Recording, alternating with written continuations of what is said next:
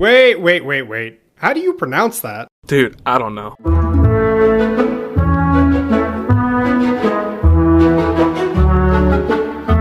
Well, we got something cool to talk about. So you have a new hyperfixation. Yeah. Guitar. The guitar. I've been talking about wanting to play the guitar for like a minute now, and I just finally got around to like, you know what? Let me do it. And wow. That shit's a lot harder than it looks. Man, I was so good at Guitar Hero. I thought this would be easy.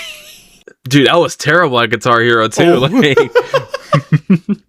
I'm looking at these like professional guitar players in bands and stuff. I can do that. Pick up the acoustic in my car in my room. I'm like, oh, how the fuck the first thing you pluck, the fucking string breaks. Bing, oh, shit. Yeah, I've been learning the Last of Us theme intro. Okay. And yikes. So you know how I like to choose the hardest thing to play or the hardest thing to do when I'm learning something? That intro's not it's terrible. Kind of hard. It's not terribly hard. I mean, it's like finger plucking, which I'm used to with the bass, but it's different on the guitar because the strings are so small and like packed together. You're essentially only focusing on one string, the E string, and then the rest you're just you know, rhythmic, whatever. You're just keeping a rhythm. Yeah, which I was having a problem with that because I was like, it's very inconsistent with the plucking, because I'm like, all right, that was loud, that was loud. What happened there? And then I finally got around to playing the actual notes last night, and I was like, wait, I kind of got this. And it was but yeah, it's fun so far. Yeah, I'm trying to take advantage of the calluses I already built from using these hat hoops at work that are like bear traps, dude. Have you ever seen those? Yes, you show. Anytime I go up, you show me those. Shit hurts, dude. It got teeth on it. It bites. There is a time I dropped one of the hat hoops, and then I like Spider-Man caught it by like the band that has all the teeth on it. And I caught it, and I was like, ah!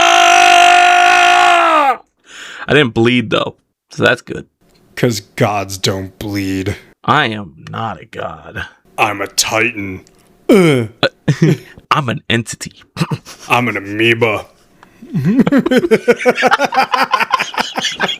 an amoeba. I'm that mushroom that they connected a bunch of electrodes to play the drums. And you could only play the snare. Bing, bing, bing.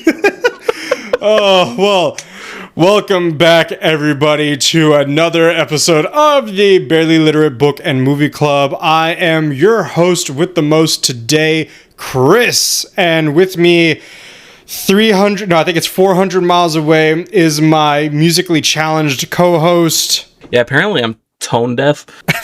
Yeah, apparently I'm tone deaf. I didn't know. Hey guys, it's me, Nick. If you don't remember me, I'm the guy that's in the other previous episodes that just like stutters a lot and pisses off Chris. That's kind of my whole thing. You make it sound like you're also not like a co-host. You're just a guy. I'm just a guy that kind of shows up. Well, we are back with another movie episode, but before we get started, were there any other films that you watched this week? There's a film I wanted to watch, but I just couldn't get around to it this week. What was it? The Michael Jackson movie, man. I really want to watch that. Oh, go see the Michael Jackson movie. Go see it tomorrow. I'm gonna, dude. I'm probably gonna try my best. It's funny. I want to see it really bad because I can feel the 2009 obsession I had with Michael Jackson. Yeah, I could see you being a Michael Jackson kid. Dude, I was like his biggest fan after he died. So I'm so serious. I remember when I found out he died, I didn't really register who it was at the time. I was 9 years old. And I saw it in McDonald's. They used to have like the little newspaper stands. Oh, yeah. Yeah, so like I saw like the newspaper in there. Michael Jackson died, like dead at 50. And I'm like, oh. And I started listening to his music. I was like, oh.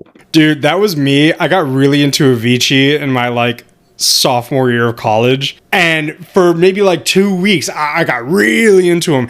And then he fucking died. And I was like, You know, like, speaking of 2009, like, a lot of shit happened that year. Like what? I mean, this movie came out that we just watched. Michael Jackson died. Jimmy the Rev Sullivan died, the drummer for Avenged Sevenfold. And then Maya was born. So I feel like she was the reincarnation of one of them, or maybe a serial killer if you've seen her. So what movie did you watch this week? I watched 2 movies, and they were the movies that we're going to talk about. Okay, but like other than that, you didn't have time for anything? No, I did not have time for anything. Yeah, no, you got home at like 12:30 last night from shooting. I know, and man, that was a cool. Guys, there was blood everywhere. The funny part is I'm not even specifying that you shot film. It's like, yeah, you got home late from the shooting. Yeah, guys, there was so much blood. To clarify, before I get my fucking door kicked down, I was filming last night, and there was a very bloody scene where we had a like Home Depot paint can, like huge paint bucket, Yeah, full of blood. dude, it's cool because that was an awesome picture. But I was like thinking about it. I was like, that's got to be a bitch cleanup. And then I remembered whose house you're filming it in. I'm like, oh. And then I remember seeing on their story too that they were making the blood themselves. So I was like, oh, that's a lot. Yeah, it was a lot. And you know what? Dolly is a trooper. Because I felt I was so nervous because it had to be done in one take. That's all the blood we had. Otherwise, if we messed up, we'd have to make more, and the actor would have to shower, wash the clothes, completely dry off, and we'd have to reset the entire scene. We did not have that time. You wouldn't have gotten home till like 4 a.m. Yeah. So I was really nervous because Dolly was like, yo, can you pour the blood for me? And I'm just like, you're like, this is my biggest dream, but also my biggest nightmare right now. I know, because I was like, fuck. So we had to get it directly on the face and like on the chest, and I was afraid that I was going to miss. And so I'm just like, oh God. I got it directly on the face. Freaking slimed him. Oh yeah, like it was Nickelodeon. Yeah. Oh man. But other than that, before we get started, I wanted to make a quick reminder that everybody, we are done with Dungeon Crawler Carl. We are now going to be reading the next book, which is Lord of the Rings, Fellowship of the Ring. So stay tuned for that. We're going back to the Shire. We're going to take our shoes off. We're going to have some hairy footsies. Whose feet out of both of us is hairier? Because you've seen my patchy feet and my missing toe. Nail. I don't know. I got like hairy feet, but I don't know. I hate the hair on my feet. Like it's always getting like fucked up by the socks I wear, and then it's like it has the same feeling as when I'm wearing a hat all day and I try to like run my hands through my hair and I'm like, ah, you know, dude. My dad's feet up to his mid calf are hairless because of years of wearing socks. They're like shiny, and he's so pale. I don't know why I'm perfectly envisioning your dad's feet right now. It's hard to miss. Dude's got some big feet. Without further ado, guys, let me introduce the movie. We watched Sherlock Holmes from 2009, starring Robert Downey Jr. and Jude Law. Was that first one just Sherlock Holmes? There was no subtitle? It was just Sherlock Holmes. Okay. We wanted to keep in mind, we did watch both movies, so this is gonna be I think it's called like a duology or something like that. We're gonna have a tied together two-parter thing. We're gonna talk about the first movie in this episode. We're gonna talk about Dilogy? Okay. Dilogy. We're going to talk about the first movie this episode. We're going to talk about the second movie the next episode. And then we're going to conclude the whole thing. We're a little mini series for you guys. So stay tuned. So why did we want to watch Sherlock Holmes? Let me paint you a tale, my young friend. You better say the real reason. One day, we decided ooh, let's watch a movie. Mostly because your boy Nick was supposed to write 2 episodes worth of Campfire Tales, but he didn't have time. Have you even started that? Yes, I started it. I made the document. Just haven't written anything on it yet.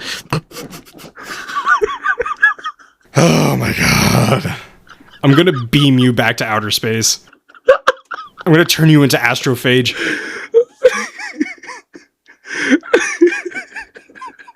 What was that burp you had earlier? Like, you're like, oh, there's some juice behind that one. We had a previous recording that was only like 5 minutes, and I burped in the mic, and I was just like, "Bleh. Oh, damn, there's some juice behind that one." Okay, so why did we choose to watch this movie? Okay, yeah, I was supposed to write 2 episodes worth of Campfire Stories. Didn't get around to it, and then we're like, all right, let's supplement with some movies. And then we were trying so hard to figure out a good movie because we've been wanting to watch Nice Guys for so long. Yeah, and you surprisingly texted me. You're like, I don't know why, I'm really feeling a horror movie. And I go, oh, really? Okay, well, like, what type of horror movie do you want? Because, guys, to preface this, if you haven't been around for long enough, there are 2 halves of the same coin right here. And one half is me, who we don't want to crack open that egg. And then the other half is Nick, who is a self-described pussy when it comes to horror movies. I've said this many times on many episodes. Yeah. I am a huge pussy. He owns it. But so I was like, oh, bet, let's watch a horror movie. So one thing, he was like, no ghosts, no possession movies. I've already dealt with enough of that right now. I don't need any reminder. So I list out a whole, like, genre list of him for him. All right. Well, the list was 6 things, and the first 3 were, the exact thing. To be fair, I wrote that list before you said no possessions. I was just still, like, doing it. And then you never, like, picked anything. Yeah, that's true. I didn't. Well, then you, like, popped up with, we should watch The Mummy with, the original Mummy. Brendan Fraser. Yeah, the Brendan Fraser Mummy. And then I was like, oh, I'm down for that. And then, you were also like, oh, wait, we can watch Sherlock. And I'm like, oh, I've never seen the movies. Like, the ones with Robert Downey Jr. in it. You good? Yeah, I'm good. It was like one of those things where I was like, I need to breathe. Yeah, so we're like, oh, you've never seen those movies. And I legitimately love those fucking movies. Like, the only thing I know about it is that one scene where he's in, like, the, like, bare knuckle boxing ring. Oh, and he goes, he's like, yeah. Step 1, discombobulate. That's when I try to hug Nick from behind. Yeah, discombobulate. Yeah, I was like, Sherlock Holmes is, like, good mystery, like mystery movie that we could watch, and we've been talking about how we want to read more mystery books, which Sherlock Holmes has 4 novels and like 56 short stories. Yeah. I think we just focus on the 4 novels. What do you mean focus on the 4 novels? We're not going to read them right now. We already got a book. We're going to read them now. You heard the announcement about Lord of the Rings earlier. Scrap that. We're not reading. I'm returning the book today. We're going to go read the first Sherlock Holmes book. Fuck that. I'm reading Hobbiton. I'm doing this trade-in. So, yeah, like I mentioned, I've seen both of the movies before many a time. So, like, I was excited. I'm always down for a good Sherlock Holmes movie. Yeah. And it's funny because, like, we started watching the movie, and I feel like this is a reoccurring thing where there's a duo of characters. Me and Chris embody one or both, like one or the other, and sometimes it flops back and forth. Like, this movie completely flopped back and forth. Like, me and Chris could not pin down who was who. What do you mean? I didn't do anything. Like, I'm Sherlock at some points, and then you're Sherlock at some points. And how? But like, how? Give me reasonings. All right, Sherlock, when he's like all messed, like in his office, and it's like a mess, and there's something going on, and he's like, hey, I'm trying this new thing out. And that's Chris. Anytime he walks into my life, he goes, what's going on here? Forgot to do my laundry, but check it out. I got this whole thing lined up on my wall right here. Doing like a Rube Goldberg device. We're gonna see which one falls first. Okay. Yeah. But then you're Sherlock at some points because that, like, he has that like fear of abandonment from his best friend. It was like he's afraid of his best friend like not spending enough time with him because he's with a girl. So you get the cool side of Sherlock Holmes, and you leave me with the abandonment issues. So like disorganized, man. This is a nightmare. Fuck you. You think this is cool? You're trying to psych me out here, you piece of shit. That's not the show for that. That's for the other show, Barely Held Together. Barely Held Together, where we invite my therapist onto the show and we just figure out what's going on. It's like a couples therapy session. We should do a couples therapy. I'd be down for that, but you gotta try regular therapy first. That is regular therapy, isn't it? No, you gotta do solo therapy and then we could do couples therapy. Listen, I'm going to therapy one way or the other. Take this as a fucking win. Alrighty, without further ado, let's get started with our movie overview. I would do an accent for this, but like I suck at an English accent. Do it. Give it a go for the first sentence. This Sherlock Holmes adaptation was released in 2009, directed by Guy. I was gonna say Fieri. Watson, we gotta go to Flavor Town. This Sherlock Holmes adaptation was released in 2009 and was directed by Guy Ritchie. Now, if you don't know who Guy Ritchie is, if you don't know who Guy Ritchie is, if you ever seen The Gentleman, such a fucking good movie. It's a great movie. Go watch it. It's on Netflix, I think, or is the show on Netflix? The show's on Netflix. It reimagines the iconic detective created by Arthur Conan Doyle as a more physical, eccentric, and action-oriented character. Starring RDJ as Holmes and Jude Law as Dr. John Watson. Robert Downey Jr. is RDJ. Everybody knows who RDJ is. No. Yeah. Daxter, you know who RDJ is? Richard Detective Guy. The fuck is happening this episode? It's already off the rails. I took one hour and a half nap and I've just been recharged with ridiculous eccentricity. I can only say that word in the English. Eccentricity. Eccentricity? Yes.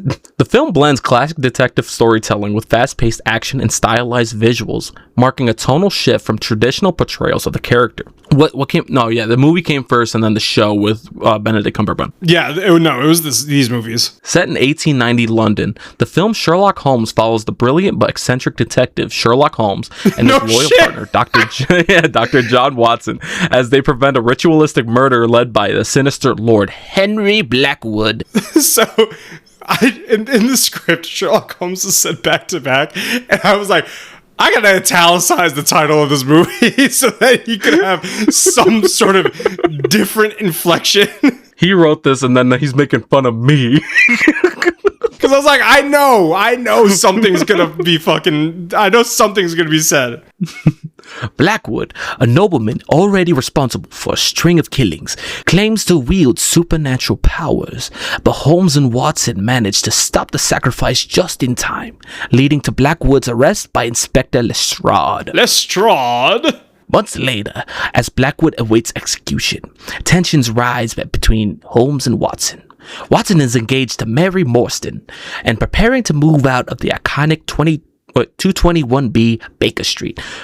Switching over to the show, Sherlock, it's weird how Benedict Cumberbatch is playing a character that lives on an iconic address, 221B Baker Street, and then there's a specific address for the for whatever his mansion is in Doctor Strange. Yes, it's Bleecker Street. The Sanctum Sanctorum. Yeah, Bleecker Street.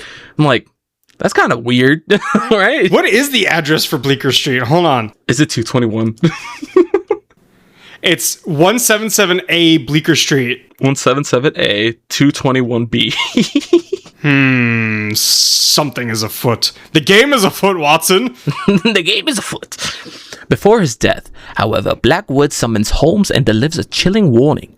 His execution is only the beginning, and 3 more deaths will follow that he can do nothing about. Dun dun dun. After Blackwood is hanged and pronounced dead by Watson himself, strange events begin almost immediately. Holmes is visited by Irene Adler, a cunning and enigmatic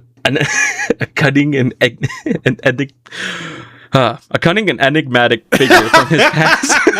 who asks for his help locating a missing man named Luke Riordan. Riordan? I think it was Raridan. Remember, he said it was the redheaded dwarf. Yeah. Suspicious of her motives, Holmes follows her and discovers she is working for a mysterious and intimidating employer. Someone Holmes quickly deduces is a highly intelligent and dangerous figure operating behind the scenes. Meanwhile, Blackwood's tomb is discovered broken open, with Raridan's body found inside the coffin, suggesting that Blackwood has somehow returned. As Holmes and Watson investigate, they uncover Raridan's hidden laboratory. Well, if you're doing the English, it's laboratory. Hidden laboratory made of aluminium. Well, the English people say aluminum so weird. Aluminium. It's aluminium. It's made out of aluminium, where experiments blending science and what appears to be magic were being conducted. The deeper they dig, the clearer it becomes that Blackwood's supposed supernatural abilities may have a more calculated explanation. Alrighty. Chris, please continue the adventure for me. I'm tired and sleepy.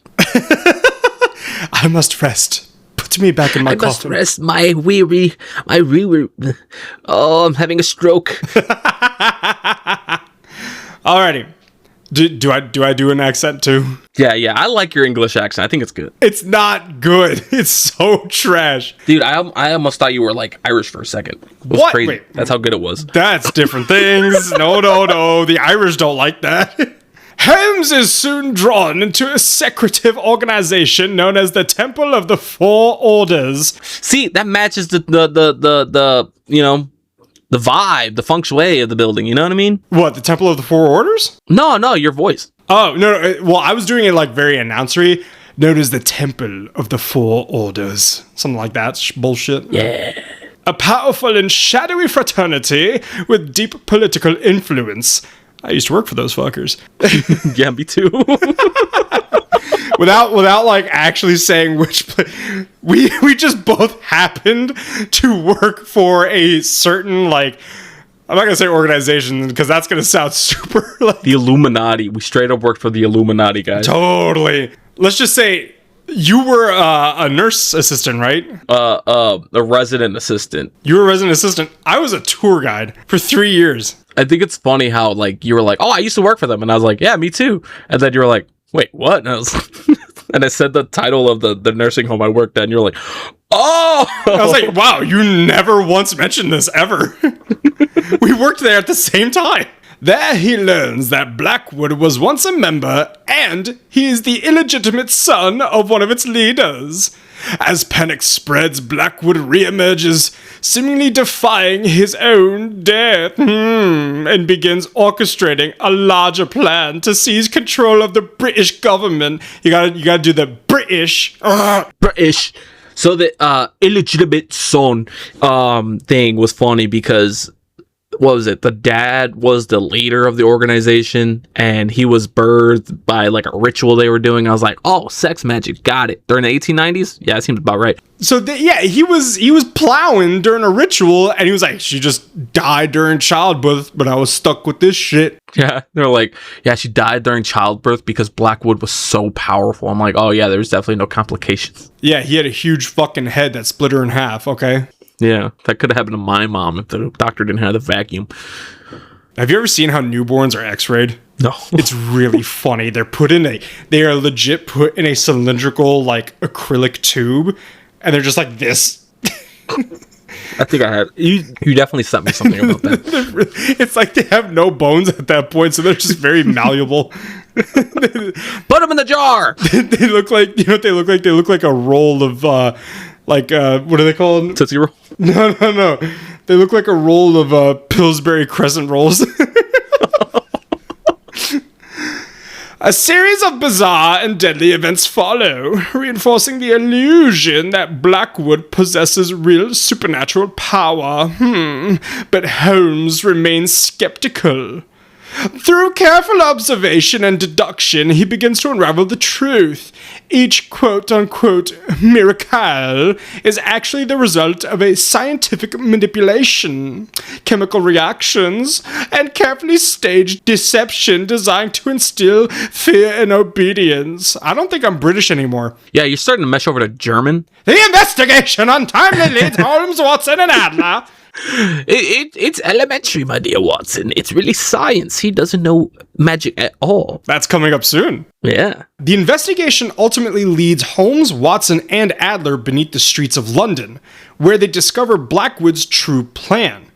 Using a device developed from Raridan's experiments, Blackwood intends to release a deadly cyanide gas into Parliament, eliminating his political enemies while sparing his followers, who he has secretly been giving the antidote to. And it was like one thing where it's like, that's going to solidify their belief in me if those who don't follow die and you guys live. Yeah. Also, something I was just thinking about, all the devices and all the gadgets we see in this movie is cool to see, but it also really reminds me of like Call of Duty Zombies and like the Easter eggs and everything. In what way? I don't know. It's just like I think the eccentric vibe of them, like that tuning fork that Sherlock uses to beat up that one big dude. That was very infamous too. Yeah, but at the same time, it felt like zombies. It felt like something you'd see like used in an Easter egg as a part we need to find. Is it because we've been playing zombies for the better part of 2 months? Yeah. And we're going to keep doing it. Yeah. We're gonna beat the mob of the dead Easter egg eventually. And origins. In a high-stakes sequence, the trio disrupt the plan just in time. Adler manages to disable the device, and Blackwood's supporters are exposed. Also, another thing to mention, basically, okay, this is 1890. This Raridan guy, who doesn't really have much of an impact on like the physical aspect of the story, but he is like a very important part. He ends up developing wireless like comms. Yeah. He invents Bluetooth. Essentially. Yeah. Or, well, yeah, that's what it is. It's like radio waves. Yeah, he invents like remote controlled devices. So yeah, that's like the huge thing about this, where it's like, oh shit, like he could trigger something. If it wasn't for Raridan, we wouldn't have RC cars. I saw, you know, funny enough about that, I saw a video on IG. This dude, it was like a huge track, an RC car track, and I don't want to shit on whatever RC car enthusiasts are listening to us. Hey, Nick's dad. It looked like the dumbest thing. I'm so like, he was just walking behind this car that wasn't going so fast. And one thing that pissed me off was like, he was going on the track and a dude stepped on the track in front of him and his foot made the car crash. Said nothing. I was like, okay, this looks dumb to me. Have some fucking courtesy. What? Yeah. You gotta see the ones that my dad has, because he has the ones that run on gas, and the frames are made out of metal. They're like yay big. Oh, this one was probably the size of my keyboard. Oh yeah, it's like one of those like tiny ones. Yeah, okay. But Blackwood himself escapes, leading to a final confrontation atop the unfinished Tower Bridge. Not the London Bridge, the Tower Bridge. That's where Spider-Man fought that. Oh, Blackwood is like Mysterio. Yeah, and Jude Law is Spider-Man. Actually, Jude Law is Dumbledore. I don't know what you're talking about. He knows magic. Now that I'm thinking about it, where the hell was Jude Law during that final sequence? He was fighting those. He was fighting the big dude, but like, yeah. That was a long time. Oh, whatever. Blackwood escapes, and they have the final confrontation atop the unfinished Tower Bridge, which is one of the film's most visually striking set pieces. There, Holmes confronts Blackwood and fully explains each of his, quote, supernatural feats were achieved, basically through science and illusion. Ain't no magic, bitches! Nope. I mean, there is. He just doesn't know it. The real magic is the friendship we made along the way. Oh, yeah! Oh, yeah! As the structure collapses around them, Blackwood falls and becomes entangled in chains, ultimately meeting his end grim in an echo of his earlier execution. It actually really reminds me of what's his name? Was it Clyde? I can't remember. The bad guy's death in Tarzan. Yeah, fucking. What is his name? Other English dude. I don't know. Clayton. Oh, that sounds like a bad dude. That's a good character design. I'm like looking at pictures of Clayton right now. I'm like, damn, they kind of nailed it on that. In the aftermath, Adler reveals that she has been working for the mysterious, deadly, intelligent Professor Moriarty. Dun dun dun. Dun, dun, dun. A name that immediately captures Holmes's attention. Soon after, Holmes learns that a key component from Blackwood's device has been stolen, confirming that Moriarty has been orchestrating events from the shadows all along. As Watson prepares to move on with his life, Holmes realizes that the case is far from over. With a new and far more dangerous adversary emerging, the game has only just begun. The game is afoot.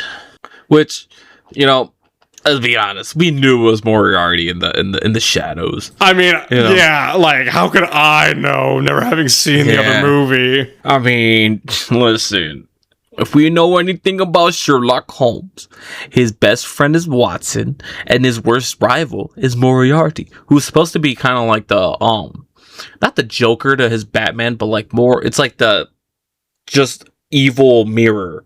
Right, I was like telling you in the second one, I was like, it's like Wario and Waluigi versus Mario and Luigi. Oh yeah, because there were 2 and 2. Yeah, but what I was just thinking about earlier was like Watson was still in the tunnel fighting that big dude. He had him in like an arm bar or something. Yeah, but it showed that after they did the chase with Blackwood to the top of the Tower Bridge, it showed that Moriarty took another piece out of the machine that he really wanted, not the cyanide gas. Yeah, because it was a diversion. Adler took the gas, which is why Holmes went after her, but it was just a distraction so that he could, Moriarty could take the actual more important piece of the machine. Right. But Watson was still in the room. How did he get in there and take the device and Watson not notice? Maybe he left. I don't know. Maybe. I don't know. Something's fishy around here about Watson. Now let's get into some fun facts about the movie. Hey! So Watson's line to Holmes, "You know what you've been drinking is for eye surgery," is an obscure reference to Holmes's cocaine usage. At the time, cocaine was used as a topical anesthetic for eye surgery, and in the stories, Holmes injects cocaine. Holmes is an addict through and through. Yeah, what was it like? He has a diet of like coca leaves and brandy. It was brandy, something, and coca leaves, and then you looked at me and you're like, "Oh, I know what's happening there." Next one. After Guy Ritchie, the director, signed on as the director, he insisted that the 2 most common cliches of Sherlock Holmes, which are the elementary, my dear Watson quip, and Holmes's deerstalker hat, which I had no idea that's what that was called. Yeah, I was like wondering when they were going to bring in the hat. I didn't know it was called a deerstalker hat, though.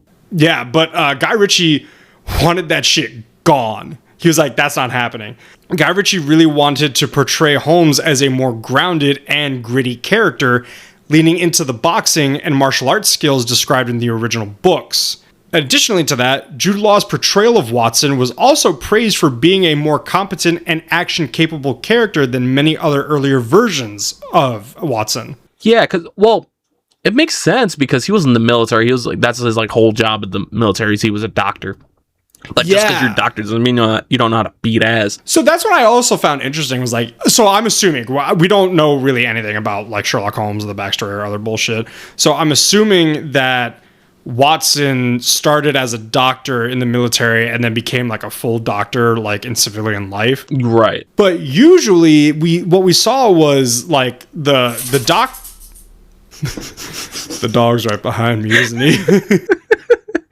He just stands up. Just shook his collar. Doctors in the military were like away from combat. Like this is before World War I, where you sent them back. So like, right. I found that interesting. But he was also very capable in combat. I don't know. This is intriguing. Maybe he spent more time, like, he spent time as a foot soldier until he was like, all right, I'm going to step back into the medical tent, do that whole thing. Because he does have that limp from battle. True. I had that. You know what? He walks with a cane. I'm going to tell you something. I needed a cane for like 3 days this week. I don't know what the hell was going on, but my heel was killing me. We're old. Yeah, I'm 50. The film depicts... You're 50. I'm 50. The film depicts Watson pressing Holmes to meet his fiancée, Mary Morstan.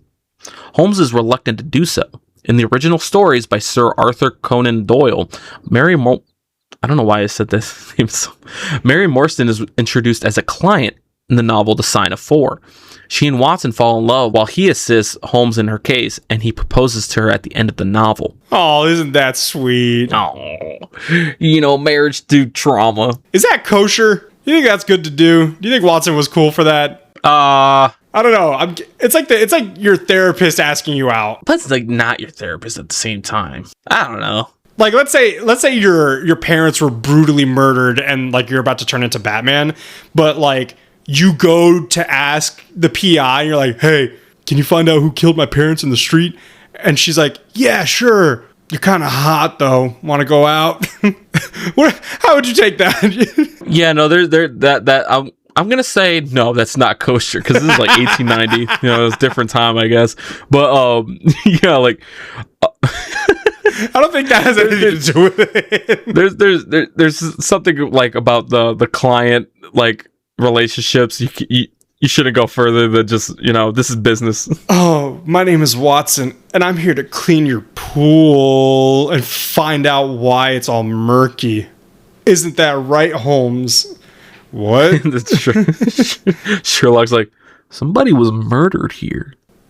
And then Watson's like swinging his cane like Willy Wonka. Looks like you got it clogged. Need me to snake it? Gross. Sherlock is like, he got completely sober for like that 1 second. What the fuck? Oh, man. All right. In the stories, Holmes is described to be an expert in baritsu. I don't know what that is.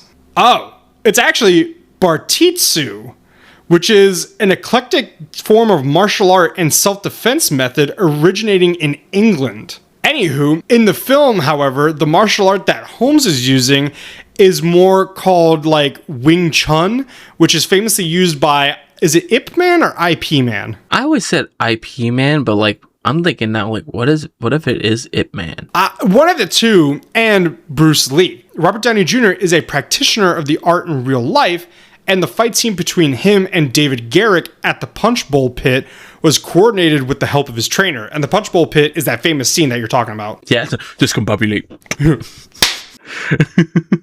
In the beginning of the movie, at around 2 minutes and 27 seconds, when Holmes is running down a spiral staircase, it is the same spiral staircase used in Harry Potter and the Prisoner of Azkaban from 2004. Yeah. 2004? Yeah. That leads to the divination class with Professor Trelawney. Isn't that crazy? That is pretty cool. So wait, did they just take the staircase? Wait, was it like a stone one or was it like a metal one? It was a stone one. Okay, so they just shot like on the same set. I was about to say either it was on the same set or on the same location. I didn't look up whether these were filmed on a soundstage or not. I would imagine they film a good chunk of it on real locations and then other ones on sound stages. Like True. you gotta turn London into like 1890s London somehow without. I mean, it still looks the same. Yeah, I mean, London's London. London's London. Let me tell you something. This is what I learned from, I've been binging Last Podcast on the Left recently. Oh, okay. I told you this in the thing where they're going through the sewers and in London, and I learned from Last Podcast, Marcus goes, yeah, you know why London has a sewer system? Is because they used to dump the shit and the piss in the river and it would stink up Parliament. And they got pissed off by Parliament smelling like shit all the time. So they're like, let's make a sewer system. You know what? If you want something done and the government's not doing it, do it yourself. Make it happen. Shit in the Potomac. Shit in the Potomac. All right. So, what did you like most about the movie? I like the comedy, but I like that it's also not overwhelming to the movie. Like, it's not the whole bit. I think Guy Ritchie does that very well. I think Guy Ritchie has like that formula that he does where in The Gentleman, there are certain parts of the movie where you're like, that's kind of funny. But then it's not a comedy movie. Right. It's the same like formula that I think Marvel tries to use, but they can't get it right. Especially now. They got it right. Well, no, I would say Thor is not like Thor Ragnarok was not like that. That was definitely a lot more comedy in it. Yeah. For me, oh man, I really liked the like mental planning scenes. Yeah, where he's like, because I always thought that was in the moment, but it was really him just describing what's gonna happen and then how he's gonna deal with it. Yeah, he has that foresight. Yeah, that's sick as hell. Now, what was your most disliked part of the movie? I gotta say, this is dumb. This is just off the top of the dome. I kind of wish there was like a little hint of real magic. Yeah, because like, okay, to be fair, like I feel like these movies have to be grounded in reality to some extent, and having it actually be magic, one, I think would get rid of that, but on the opposite side, it would stump Holmes, and I think it'd be funny to see him be like, what was that? oh fuck. He's like, shit. Oh shit. What about you? What did you like not majorly, but what was the most disliked? You know what? I don't like how many times that big bastard kept getting up after getting hit with like that tuning fork weapon. He was getting blasted across the room and he kept getting up and running full speed down the street. I felt like that was kind of unrealistic, not very grounded, you know? He was hauling ass. Do you remember the way he was running? Yeah. He looked like a toddler with a full diaper just running down the street. No curve in his back. He's like full like and like his feet are huge, so like instead of running straight, he's like throwing his feet out. Yeah. He's gotta keep the balance. Okay, so what characters stood out to you? Like, what was your favorite character, do you think? I liked Adler. Irene. Really? Yeah, she had this like Catwoman vibe to her where she was like she's her own woman. She's also not like a damsel. Yeah, she's not a damsel in distress. Yeah, because there was that part of the movie where like these two guys came up to her like, hey, you want to buy flowers? And then they like tried to rob her, or you know, maybe something worse. And then she's like, yeah, pulls a knife out. and then robs him. Yeah, it was like a knife and like a Nightwing stick. Oh, the blackjack. Yeah. She just beat both their asses and then robbed them and then walked away with the flowers. And took the flowers, yep. Oh, that reminds me. Another thing that I also really liked was Holmes's like, specifically of that part, not just the disguise in general. I liked how he was piecing it together as he was following her. Yeah. I do like those scenes where we see the aftermath of the scene. And then it goes into the flashback pretty seamlessly. Yeah. Yeah, because you don't realize, like, Watson walks in and he goes, what are you doing? And Sherlock was like, simple. And it goes into the flashback. He jumps out the building.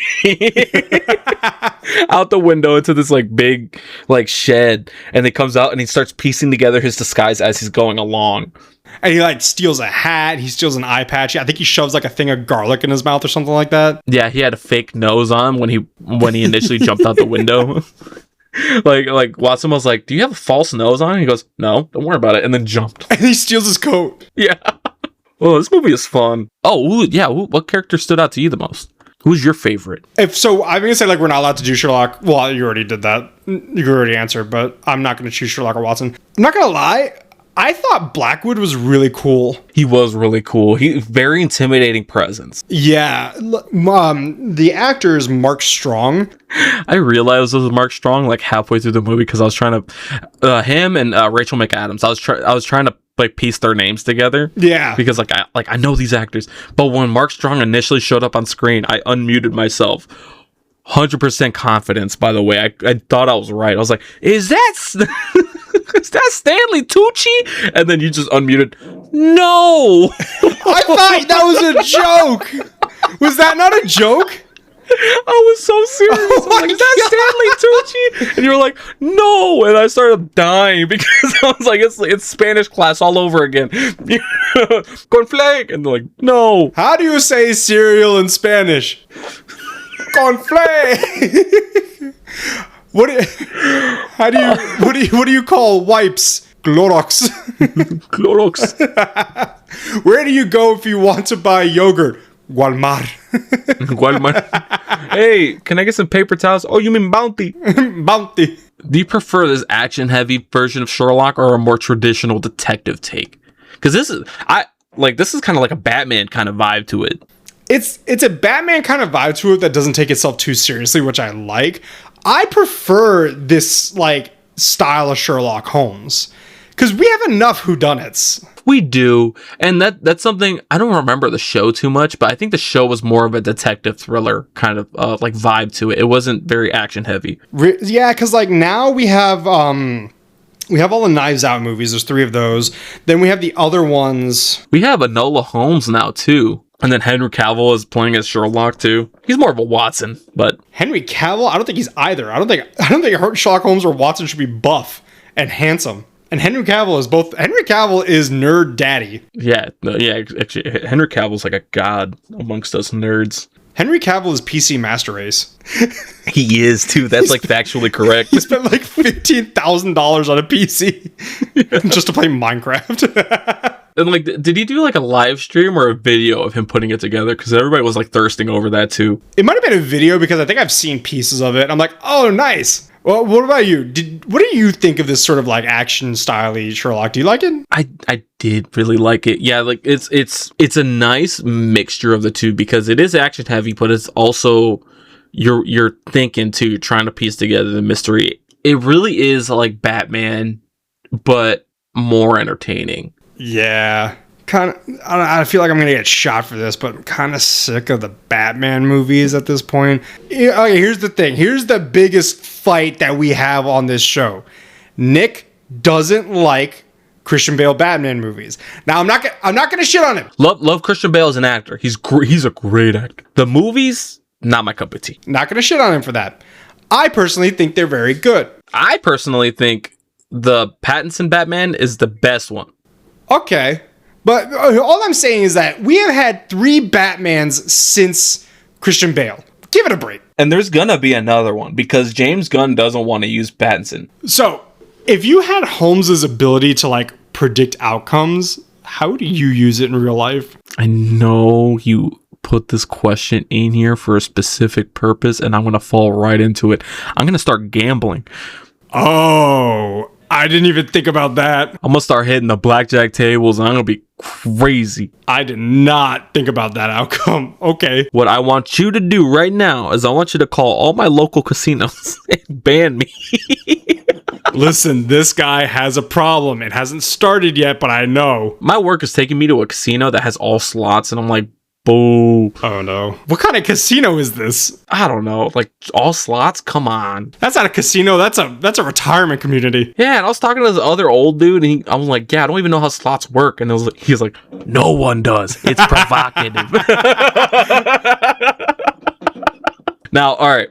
I said gambling. What would you use that ability for? Because you already have it, in a way. I don't know what I would use it for. I truly, maybe to like, I don't know, get deals on shit. I don't know. Yeah, other than like a combat use for it, because how many times do you get into a fight every day? Oh, every day. Street like grifters, like con people, where they do the whole like ball in the cup thing and they switch it out, and I'm like, no, fuck that. I'd fuck with magicians. Just really fuck with it. Like, is this your card? No. It's no. It's behind me, isn't it? Just grab like the nearest dude. Dude, I'm gonna go to Vegas and blow the asses off Penn and Teller. I'm gonna make that short bastard talk. All right, so this is more of a question for you. This is our last question. How does this compare to other Sherlock adaptations? Because I've never seen any other Sherlock adaptation other than these movies. I've seen only the Sherlock TV show on BBC. I watched a lot when I was younger. When I was really into Doctor Who, I was also watching Sherlock. This movie is a lot more entertaining, but the Sherlock series is cool because it's a little bit more long form. You know, you get more time with the characters. But I prefer these actors' portrayals and it still being in 1890 London instead of being modern time. Was the Sherlock show in modern times? And he still wore that goofy ass hat? No, I think that was just for promotional photos, but he did have like a waistcoat. The UK is so weird. Yeah. How do you think it matches? Let's not say Sherlock Holmes is the we're not going to match that up because you have watched Knives Out, you watched Scooby Doo. How does it compare to other whodunits? It's different. It's so different because it's like it just has a different vibe. Well, here's the thing: the whodunits of like Knives Out and what was it, Murder on the Orient Express and Hunting in Venice. Oh, and even Clue. Like those movies are for lack of a better word, one room scenario. Like they are set in that specific thing. Yeah, they're staying in the crime scene. Yeah, and nobody's allowed to do anything. Like that episode of Family Guy. Yes. Oh, that was a creepy episode. I remember that. But with this, it's more open, in my opinion, and they can do more things. So it was just detective. Like, it's detective-y. They all are, but like this one was just, I don't know how to fucking say it, but it's there. Bigger you know what I mean? space to play in, you know? Yeah, and like so that means he's able to do more things. It's not just did you do it? No, I think you did it. No, maybe. It's not solving one crime. It's trying to stop the perpetrator. Yeah, and you know what? I like that we know. Here's the thing. We know who the villain is, so that's also a different. During the whole movie, I'm not trying to piece together. Right, we're trying to figure out how he's doing this shit and how we can stop him. Exactly. So I'm like, it is different, and I like it. And you know what? That's how we're going to wrap it up, because Sherlock Holmes basically takes a character that we've seen countless times in various different scenarios and just flips the formula. This gives us a version of Holmes that is just brilliant, but insanely chaotic, a lot more physical, and very unpredictable. Hence the cocaine addiction. Yes. It blends mystery with action in a way that feels fresh, while, still keeping the core dynamic between Holmes and Watson front and center in the movie. At its heart, this movie really works because of that relationship. The banter and the tension, the loyalty, it's what grounds all the explosions and the crazy conspiracies and the deductions, dear Watson. Because by the end, even though the case is technically closed, it is clear that there is something much bigger unfolding in the background. And that's where we're headed next. In our next episode, we're diving straight into the sequel, Sherlock Holmes, A Game of Shadows, where things get even bigger, darker, and way more personal with the introduction of Moriarty as a full-on antagonist. We'll be wrapping up the duology, or the dilogy, giving our final rating on the series as a whole and talking about whether the franchise still has life in it, including the long-rumored possibility of a third film actually becoming a reality. If you thought this one was escalated quickly, just wait. Yeah, and that's where we end our episode on Sherlock Holmes. Hey, what's up, my Sherlock homie? Yeah. Oh, that was dumb, but whatever. If you enjoyed the show, remember you can follow us and please rate us a solid 5 out of 5. 5 monocles. 5 monocles? No. 5 coca leaves. 5 magic babies. Magic babies? Oh, magic baby. Yeah. Yeah, you can rate us 5 out of 5 magic babies on Spotify, and remember, we release a new episode every Monday. You can also find the show, shut up, you can also find the show available on YouTube, Apple Podcasts, and anywhere else your heart desires, so feel free to enjoy. And after you rate us 5 magic babies, feel free to follow our Instagram and TikTok at Barely Literate BMC, where you get to keep up to date with newly released episodes and some stupid funny memes like the magic babies.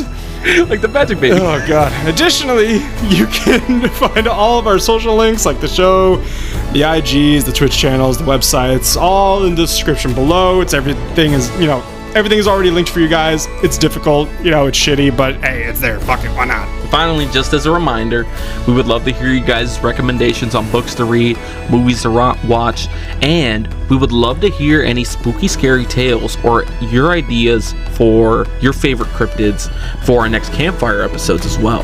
So don't be shy and DM your favorite guys. Yeah. Well, without further ado, we hope that you have a good time doing whatever it is that you were doing. And we will see you in the next episode with Sherlock Holmes 2. Yeah. Stay hard, stay wet, and stay out of trouble, guys. Love you. Bye. Bye.